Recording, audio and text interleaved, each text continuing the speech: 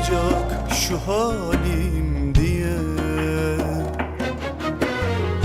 Çok gelir üstüme yar bir yandan, dostlar bir yandan.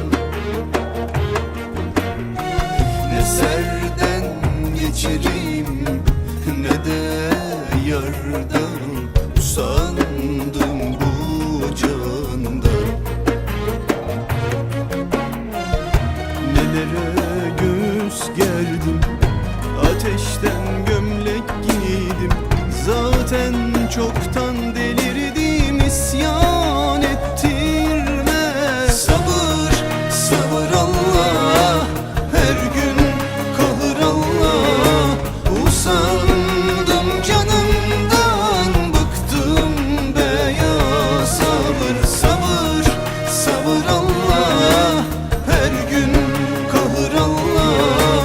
Usandım canımdan, bıktım be ya. Sabır.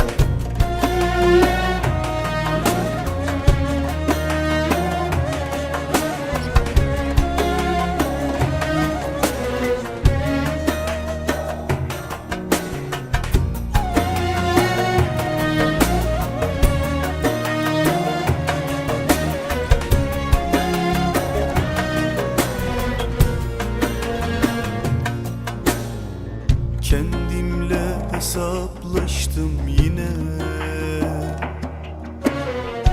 Ne olacak şu halim diye.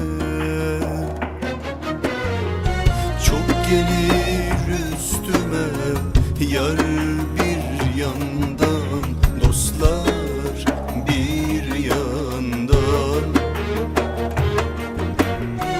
Ne serden geçerim ne de yardan, usandım